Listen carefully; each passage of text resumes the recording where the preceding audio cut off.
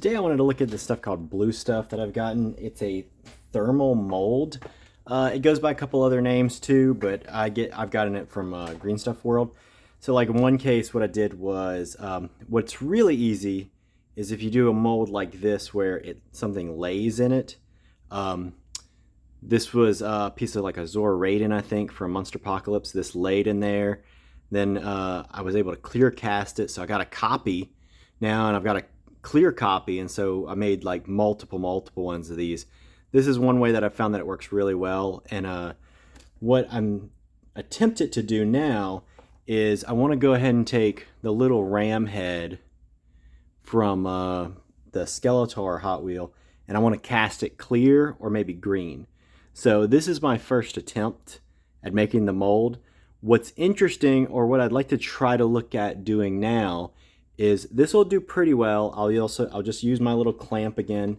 One thing I would suggest is when you clamp it, don't clamp it super tight. Like, what you'll do is if you clamp it super tight, then you're going to actually push the mold into itself, and you'll push the resin out. You're not going to get what you want. You just want it to be sort of there. So what I'll do is I'll fill it, I'll kind of bounce it to kind of get bubbles out. But what I think is going to happen, and this is why I'm making this, I'm going to make another one now, is potentially we're going to get bubbles caught just somewhere in this mold. Like either in this horn right here is going to be like a very common scenario. And now that I'm looking at this, like what I was going to do is kind of draw out what I think is going to happen. We have kind of this shape, and then it comes up, and then we've got this big mold reservoir, which we want a big reservoir because this will shrink and change over time. And then because of this kind of molding and it's so small, any bubbles will get trapped like right here. And so then these will become cavities. And we don't want that to happen. Like that's going to be really problematic. So then we're going to end up with all this will get filled, and then we'll have these cavities, and we'll have mold stuff here. So what we want to look at is how we can make a little channel here so that this will fill up with resin, this will fill up with resin, and the little bubbles have somewhere to go. The few things I'm going to try with this is what I have set out is a lot of people will use this, like just a toothpick or something like that. It's kind of nice because you can go to a point and then bigger.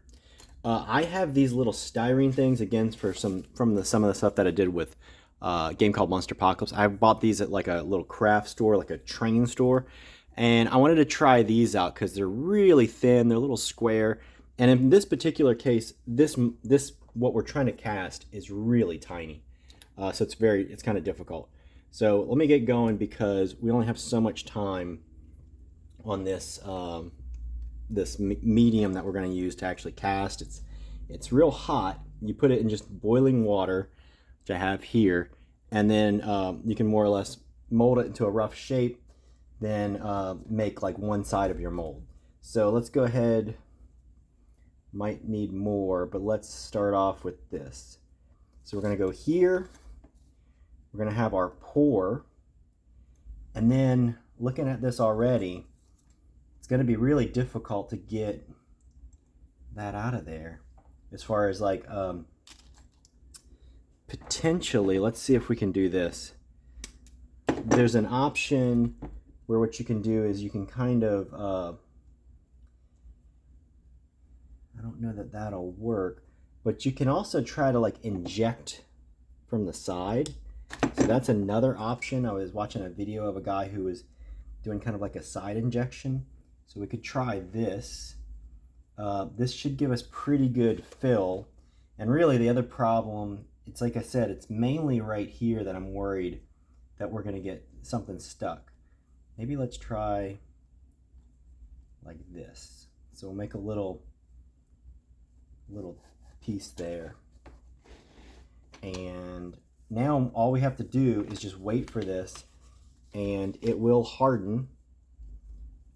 And once it hardens enough and cools all the way, we can just put another piece right on top of it and get the rest of the detail. But I think this may be a way to at least try. You know, the other thing that you can do is you can actually like inject. So again, if you can get some of these, you can actually use this also as a fill. So you'll fill this way, you'll actually fill down and it'll fill up and out. But you do want this nice reservoir. You want a big reservoir too, because again, gravity and time, you want that to fill that in. I tried one time with a really quick mold, and I could tell that I think what my problem was, this was just because this was just the little bit of blue stuff I could find real quick. The problem that I had was the detail came out pretty decent. I think my little neck didn't work out too well. I'm trying to see if I maybe have something colorful just laying around. So the neck that led up to it was really weak and either had a bubble or snapped. Some of the things that I'm going to do for the bubbling that I found work pretty well is, or I've seen that work pretty well, is using alcohol. It kind of breaks down the resin a little bit of the surface tension so the bubbles can rise a little bit more, because the resin is like, you have to think of it as it's just like the thickest substance. So even though it has those bubbles in it, those bubbles, they may not have enough time to like coalesce and leave. I'm going to get some more supplies in general, because my next big project, and one of the reasons why I started looking at this again was I was able to pick up this great set here. So I got the Rise of Evil set. This sword, it has a little blemish on it already, but this is a full sword. That's a full He-Man sword. I want to try and cast that and mold it, and then be able to make my own clear swords. I'm open to putting just about anything in them. Glitter. I want a glitter sword. I want a glow-in-the-dark sword. So I've got real mold making materials that I've ordered and that I'm getting, and some alcohol inks so I can even ink the color. Also, this Skeletor head is just great. I mean, I want, if I can cast a copy of that Skeletor head to play with, to custom paint, to replace the normal Skeletor head with, any of that stuff I want to do. Also, Keledor comes with a cape. If I really get into it and I get into my stride, although I won't be able to do like this neck piece because that's more of a rubber, and the cape itself is kind of rubber. If I can cast that cape, oh man, I would love to be able to have a 2-part mold of a cape. Even the other cape would be Scare Glow. Still waiting on, I have another Scare Glow coming in, but if I can cast this cape isn't real material, it's actually a rubber. If I can get a copy of one of these capes or both these capes, again, I mean, I want to have a glow-in-the-dark cape, cape with glitter, a cape that has weird colors in it, maybe like from the alcohol inks. You can do really fun stuff. I've watched a couple of different YouTubers that have channels where they make, I think one of them is called Evelyn and Kaitlin. Great channel, really fun to watch even with like my kids and stuff.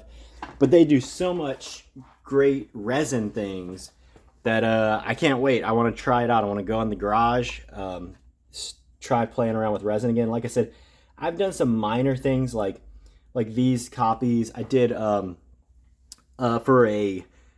another Monster Apocalypse model called the Mothership. It's a UFO, and so I made the beam. I could go grab that super fast. I made the beam, and for that I had to use like a pre-made mold.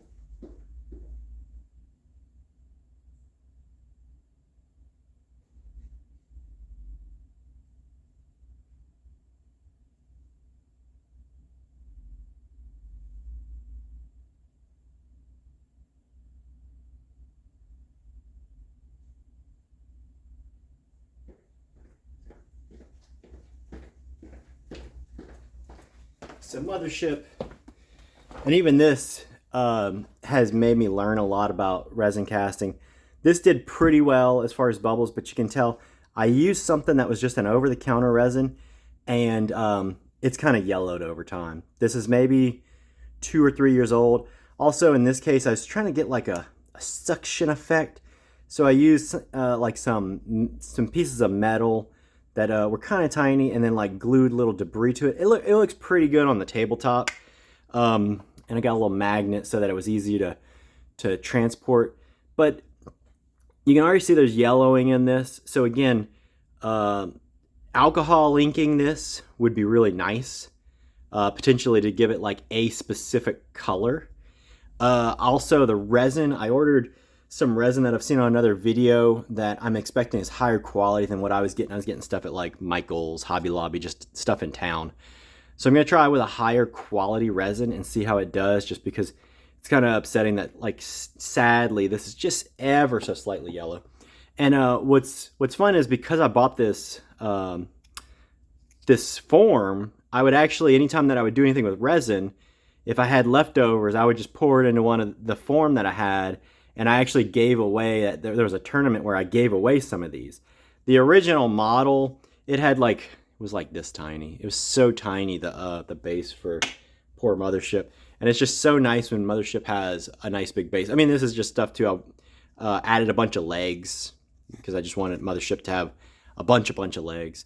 But yeah, I mean, that's just a little bit of my history of what I've done with resin. It's a lot of simple things, but it's the basics. And I think this is going to be my next step, where I'm going to get some real molding clay, and I'm going to get some real materials. I've been watching a lot of Craftastrophe lately, and also TheCrafsMan on SteadyCraftin. And like I said, Evelyn Kaitlin. I also, just another small one that I thought was really interesting. This is, again, why resin is so interesting to me, is because me and the family, you've probably seen in the background, we'll do these pour paints. So we did some recently, like we did this planet, and this planet looks pretty decent. The kids did this one. This is another one, but all we did was just, I had extra resin, so I just made like a slight layer, and it's not even a good layer. It's not even perfect, because this is just what I had. But in a lot of ways, it's interesting. It gives it this wet effect. It gives it another texture. Even in some ways, I like that it's not perfect. I was envisioning, especially for planets, I almost kind of want to do the opposite of trying to not have bubbles. I almost want a lot of bubbles on this one. I think it would, I don't know if there's a way whenever you're doing such a thin layer, but I almost want to know what would this look like with some bubbles left over in that thin, a thin layer. And then along those lines, it makes me want to, like, you know, come back to something like this. This looks pretty good. I like my, you know, pour paint Skeletor, but it makes me wonder, how would it look with that nice thin coat of resin? Would it look that wetter, have that wetter look to it? Because this already just has a nice look. And again, the other thing is, I know this is the resin I had. This probably will yellow in time, potentially. I'm expecting, just as it oxidizes, which might actually be really cool with this particular planet, because it's already in that color family. But it really kind of makes me curious. I'm curious on how that will turn out.